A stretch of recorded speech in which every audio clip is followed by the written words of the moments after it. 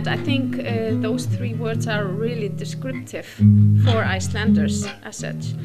They are full of energy, and I think quite many Icelanders, and maybe all Icelanders, are really adventurous. We normally see things not as hindrances or problems, but we see it in a solution way. So we look for the solutions to everything, and we don't let things stop us that easily. In general, I love Iceland. It's just a beautiful country that has just so much to offer. My personal love of Iceland is just the nature, the rawness of it, and the landscapes are just, fantastic.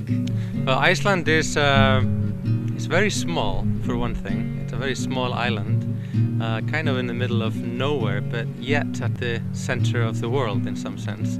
It's kind of in between worlds, that's maybe one way to put it.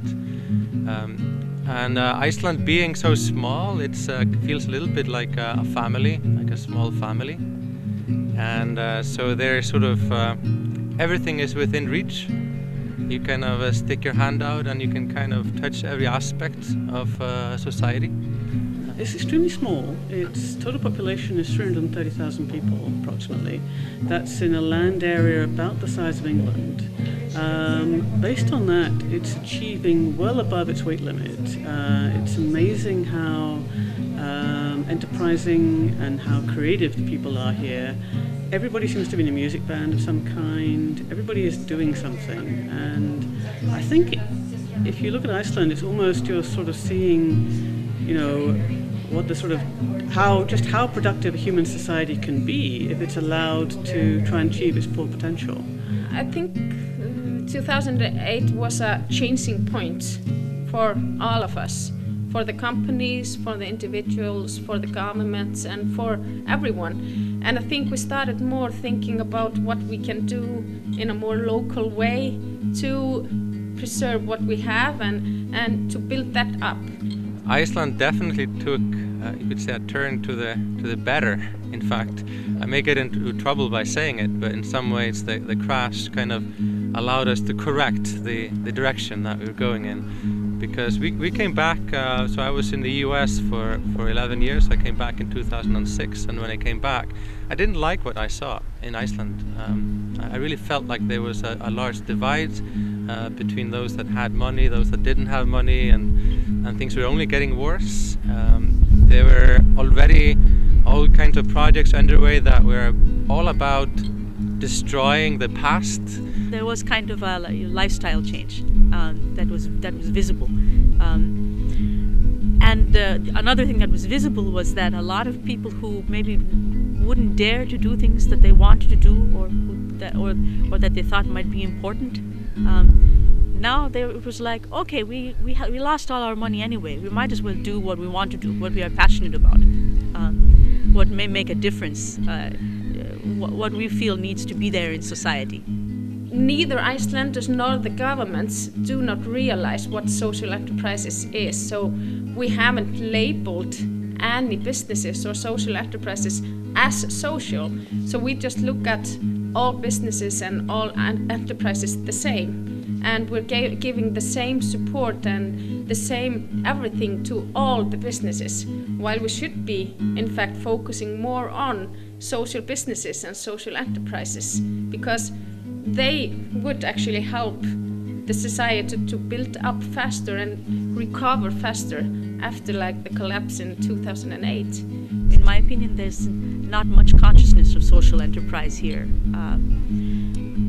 I think what I see people getting excited about, although it's true I'm hanging around technology entrepreneurs, but what I see people getting excited about are technologically driven social enterprises, technological innovation also that may have social value.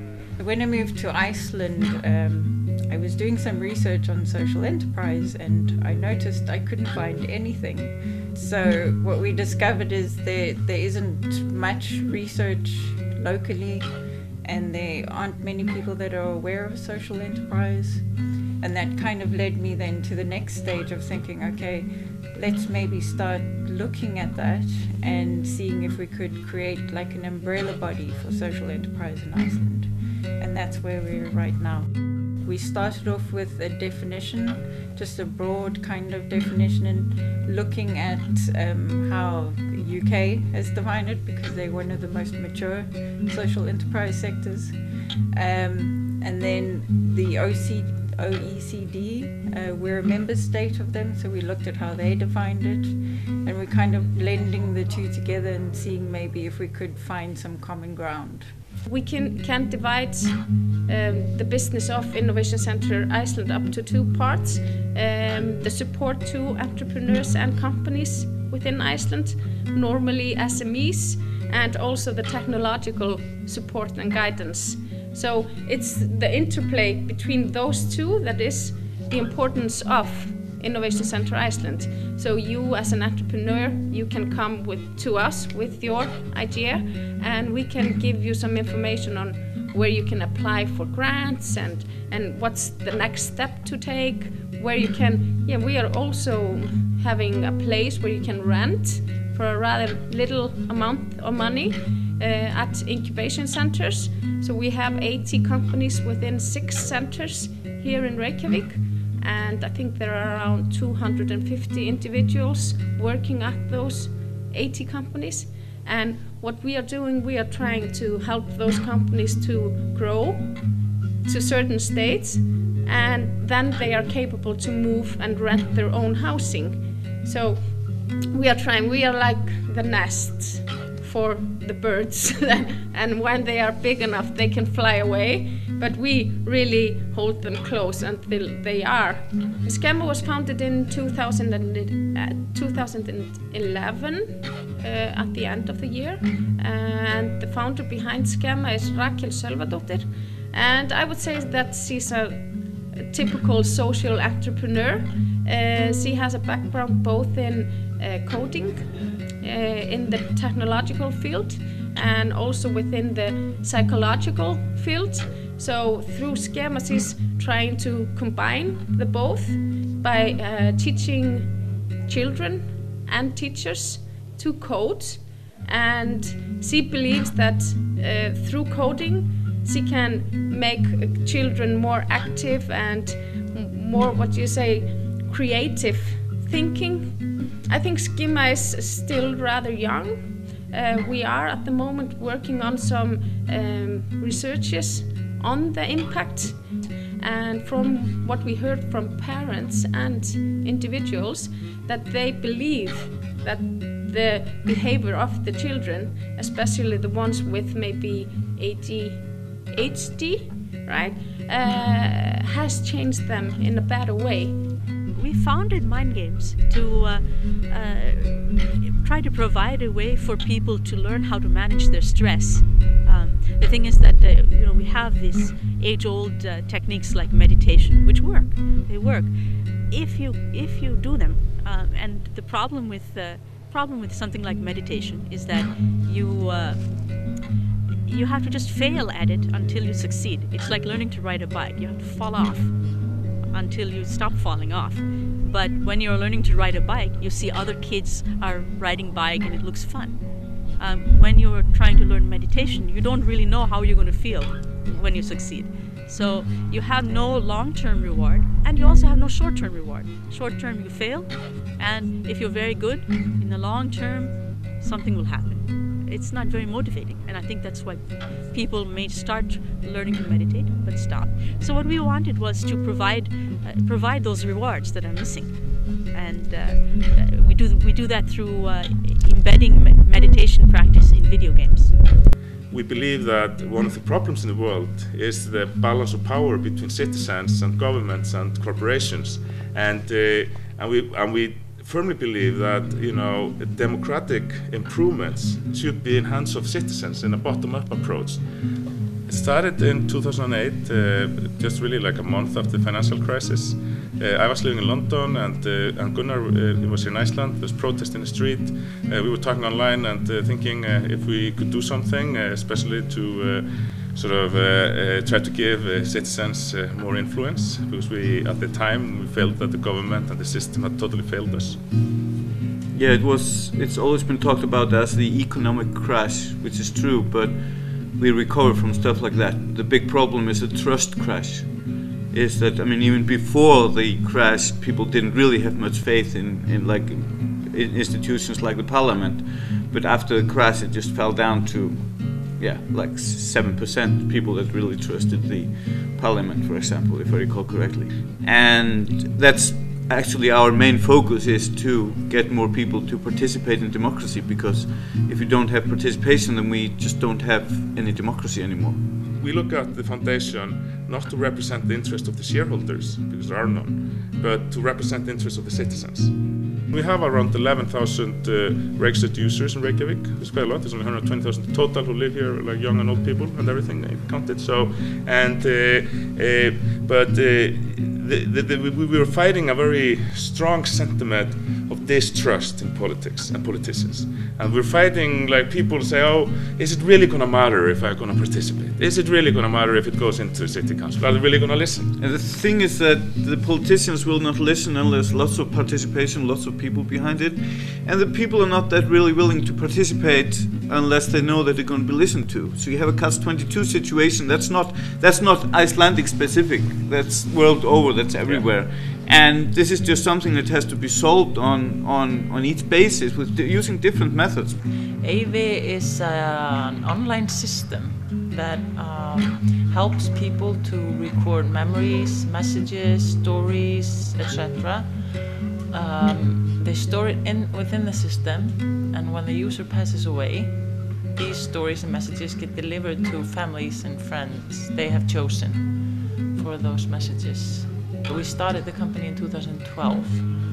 In 2009, my husband, who works with me, was diagnosed with a bleeding brain tumor, and it was quite serious. He went from walking into the hospital, and in a couple of days he could not move himself anymore. The doctors didn't know, they couldn't get to the tumor, so they didn't expect him to live, and they didn't know what was going to happen. I was in the hospital, and I basically, my condition deteriorated every day, and doctors couldn't do anything. It was a benign brain tumor right in the middle, so they couldn't really do anything about it. They were afraid they would make things much worse than better by going in and trying to get it. So the plan was to just cross our fingers and hope it'll fade away, which it didn't. And so at that time I had a 14-month-old son, and my wife had just given birth to a girl, 3 days old, and I realized, like, they wouldn't remember me. So I just wanted to record a couple of messages, stories, my story, and some messages their mother could show them when they would graduate, get married, get the driver's license, buy their first apartment. Luckily I survived, and 2 years later I said to my wife, after a long hot morning shower, that, like, Steph, why isn't there like a medium where people can record messages or upload files or write messages, tell who the message is for, and only if the user passes away, the messages get delivered. What we want to do is ensure people's legacy. We want to allow people to have a closed-off system that is really secure, where they can just leave all of their most precious memories, their most precious stories or messages. A great thing about it is that you can leave audio messages, so you can maybe read your favorite story, and then future generations, for example, your great-grandchildren will be able to listen to your great-grandfather reading a story. Why do we not connect the generations better when we can? Because, like, we stand on the shoulders of giants, which are all those who preceded us to give us the knowledge we have. And if I can make my grandchildren remember my grandfather, that's great. Well, the drive behind using our service is exactly the same as why people buy life insurance, and we know that is big. Like, why would you do something that only comes into play when all your interests are out of the picture? Well, we do it because we care. We do it out of love. It's like you can create value instantly with very little effort. There's the quote, like, if you don't like something about your life, change it. You're not a tree. Like, we're all gonna die one day, and that sucks. But that's the way it is. And so that basically gave me the, like, why not? Why not do this? Like, F it, why not? Like, I don't want to go work in some bank or like wear a shirt and tie every day. Like, I want to do something that matters to people, create value. We've reached a very high percentage of the country with our messages. We have a very high, there's a big group of people that just support us in the sense of, you know, they like what we're doing. We have about 500 people using the system, you know, which is, we think is great. We only launched it a month ago, so, and we still haven't seen what the system is capable of. But we see that every day we're adding new users to the system. More and more people are getting to know about it. I'd like to see many more social enterprises in Iceland.